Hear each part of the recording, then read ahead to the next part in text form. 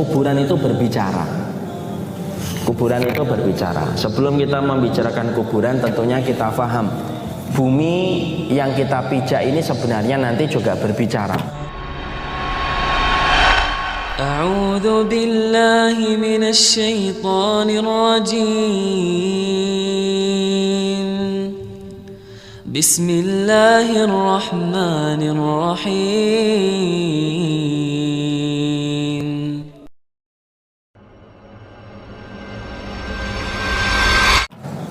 Karena bumi itu bukan hanya benda padat yang berisi tanah yang tidak bisa bicara, tapi justru bumi itu adalah salah satu saksi yang akan didatangkan oleh Allah dalam kehidupan pengadilan kita nanti. Makanya Allah menyebutkan dalam satu ayat yang kita hafalkan, yauma idzin tuhaditsu akhbaroha. Sesungguhnya pada hari kiamat nanti bumi itu akan bercerita kejadian apa saja yang terjadi di atasnya. Kalau kita pergi ke Singapura, apa saja yang kita lakukan di Singapura, maka bumi yang ada di Singapura akan cerita, fulan melewati saya melakukan ini dan melakukan itu. Kalau saya melewati tol lingkar luar setiap waktunya, maka kemudian tol itu nanti akan bercerita apa saja yang saya lakukan ketika melewati di atas jalan itu. Sebagaimana bapak dan ibu ngelewatin mana saja ketika kajian, ikut kajian, maka bumi yang kita putari ketika naik mobil atau naik kendaraan, maka bumi itu akan menceritakan, mappingnya kita itu direkam sama bumi, perjalanan kita kemana saja. Maaf ya, Google Map itu ternyata ngerekod kita ini kemana saja. Makanya kalau kita ngetik, maka akan ditampilkan tampilan peta itu sesuai dengan pola kita sehari-hari kemana aja. Itu Google Map. Apalagi Allah, bumi itu nanti ngerekam semuanya. Jadi siapapun yang pernah pergi ke Eropa, apa saja yang dilakukan oleh mereka, yang menjadi saksi perbuatan dia di Eropa itu adalah bumi. Dan itu menunjukkan kepada kita bumi bukan hanya sekedar benda padat yang berisi dengan tanah, tapi dia diberikan oleh Allah kekuasaan untuk bicara dan menjadi saksi atas perbuatan yang dilakukan oleh manusia. Makanya kenapa kita disuruh kalau sholat sunnah di dalam rumah kita, sholat sunnahnya itu yang paling afdal itu sholat sunnah di mana? Di rumah atau di masjid? Di rumah.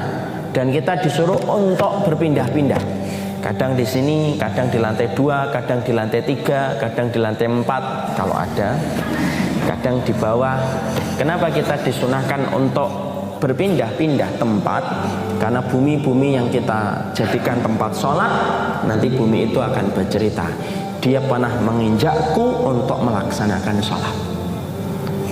Masjid RMKR ini tanahnya di sini, ingat-ingat aja, nanti tanah ini akan bersaksi. Kita pernah duduk 1,5 jam lebih untuk kemudian kita mendengarkan nasihat Allah dan Rasulnya, maka nanti akan cerita, dia pernah duduk di atasku ya Allah, dalam kondisi ikhlas hatinya mendengarkan nasihat-nasihatmu.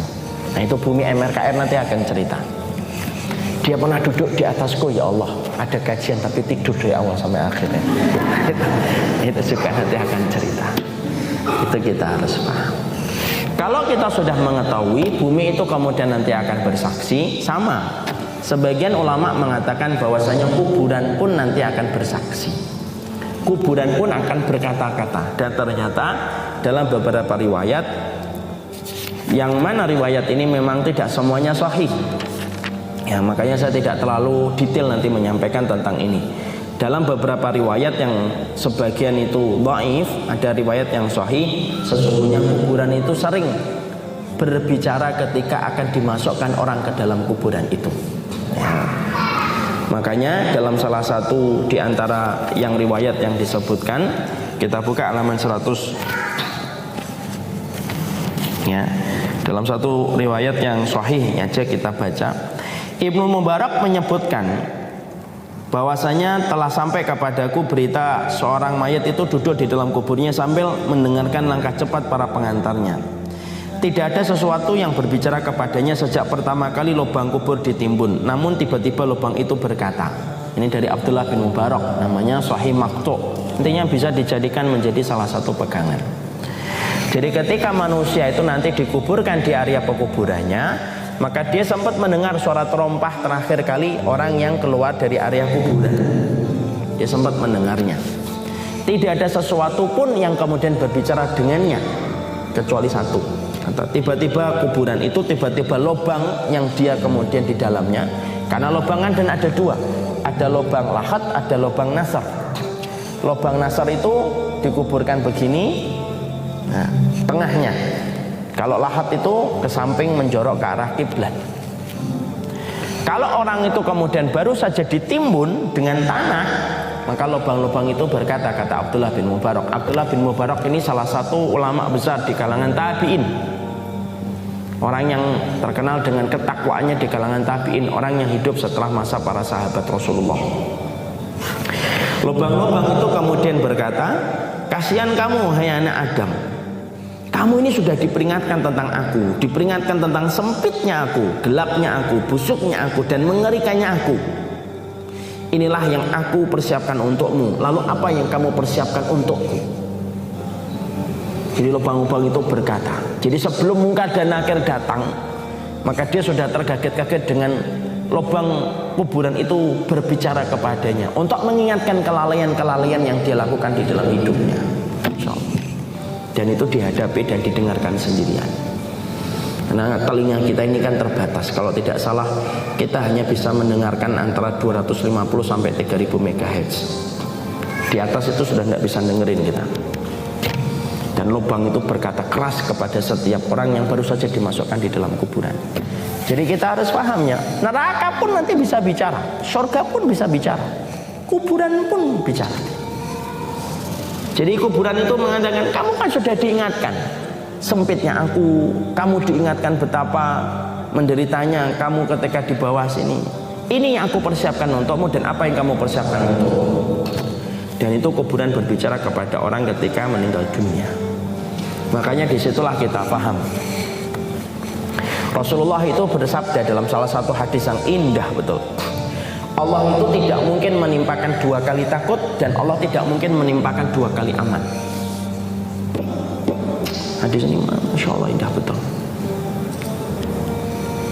Dalam hadis qudsi, la ajma'u ala abdi khaufaini wa amnaini. Dalam salah satu hadis Rasulullah dari hadis qudsi dari Allah Subhanahu wa taala, Allah berfirman, aku ini tidak mungkin mengumpulkan kepada manusia 2 kali takut dan 2 kali aman. Artinya apa sih? Orang kalau sudah takut kepada Allah di dunia, dia takut riba, ya.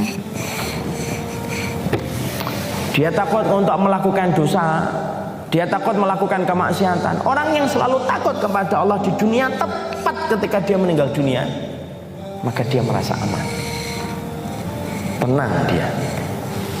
Makanya ketika dia ditaruh di atas keranda, ketika dibawa ke area pekuburan, dia berkata, qaddimuni, qaddimuni, kan gitu teriakannya mereka. Cuma kita nggak dengar, walaupun kita yang memikul jenazah. Karena tadi Allah itu membatasi pendengaran kita, itulah hikmahnya. Kalau Allah tidak membatasi pendengaran kita, oh nggak bisa tidur kita. Tiap hari dengar, aduh tolong, nggak bisa tidur kita.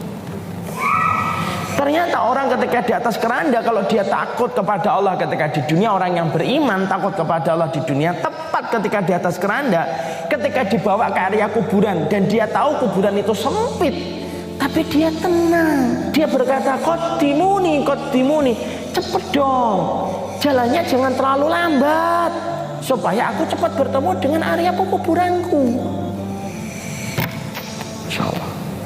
Kenapa tidak ada ketakutan dalam dirinya ketika ditaruh di atas keranda itu? Karena dia tahu di tempat itulah dia akan memetik buah panen, memetik manisnya panen dari buah amal yang dia kerjakan seumur hidupnya. Tenang, dia merasa aman. Kenapa? Karena tidak mungkin Allah itu menimpakan kepada manusia itu 2 kali takut. Sudah di dunianya takut sama Allah, di akhiratnya masih ketakutan. Sebagaimana sebaliknya, kalau ada manusia itu merasa aman, berbuat dosa, dan dia tidak pernah merasa takut ketika berbuat dosa kepada Allah, padahal Allah yang menguasai alam semesta ini. Ketika dia berbuat dosa kepada Rabb yang menguasai alam semesta, ketika dia merasa aman, agnostik, buka aurat, menentang syariat, ngolok-ngolok syariat, mengatakan Terorisme punya agama, agamanya Islam. Contoh, tepat ketika mati, rasa aman yang dia dapatkan ketika di dunia hilang, dan Allah timpakan ketakutan. Makanya dia baru dibawa di atas keranda, apa teriakannya dalam hadis riwayat Muslim, ya wailah aina tadhabuna biha, kalian itu membawa aku kemana?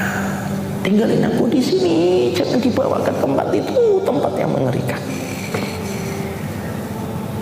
Makanya hidup itu cuma pilihan, mau takut sekarang atau takut nanti. Orang yang takut itu identik penduduknya surga. Orang yang takut macet, berangkatnya lebih pagi. Orang yang takut kepada Allah, dia menutup aurat. Orang yang takut sama Allah, dia mengeluarkan uangnya di dalam jalan Allah. Orang yang takut sama Allah, dia bangun malamnya. Orang yang takut sama Allah, dia menolak segala hal yang berbau kemaksiatan dan dosa. Makanya akhirnya ketika dia dimasukkan ke dalam kubur, tenang. Dia merasa tidak khawatir. Kenapa? Karena kemudian dia sudah mendapatkan ketakutannya kepada Allah ketika di dunia, dibayar oleh Allah dengan rasa aman ketika di dunia, ketika di akhirat. Makanya saya itu kagum betul. Kalau saya mendapati ada jamaah itu sering tanya, saya ketakutan Ustaz gitu. Saya iri. Kenapa? Hati yang takut itu kalau bukan pemberian Allah, tidak mungkin kita diberikan oleh Allah. Tidak mungkin kita bisa mendapatkan hati yang takut kalau bukan karena pemberian Allah. Hati yang takut itu mahal harganya. Makanya takut itu bagian dari kebaikan. Makanya kemudian disitulah akhirnya dia kemudian diajak bicara oleh kuburan itu. Nah, kuburan itu akan ngajak bicara kepada orang ketika baru dikuburkan di dalam kubur tersebut. Maka diriwayatkan dari Hasan Al-Basri. Hasan Al-Basri pernah mengikuti satu jenazah.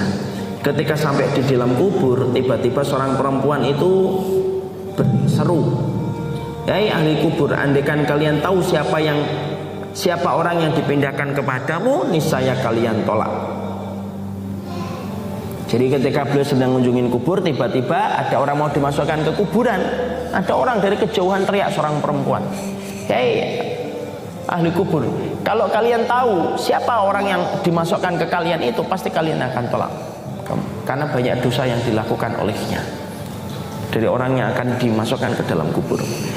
Lalu tiba-tiba Hasan Al-Basri mendengar suara di dalam kuburan itu, "Demi Allah, dia dipindahkan kepada kami membawa dosa sebesar gunung, setinggi gunung, dan kami diberikan oleh Allah izin untuk meremukkan semua tulang-tulangnya."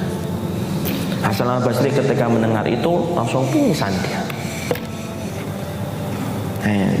Inilah merupakan salah satu di antara hal bahwasanya sebagian ulama mengatakan kuburan itu berdialog dengan kita sebelum nanti malaikat itu muka dan nakir datang untuk bertanya kepada kita tentang adab kubur, tentang pertanyaan di dalam kubur. Makanya disitulah akhirnya kita menjumpai bahwasanya kuburan itu bercerita, kuburan itu berbicara.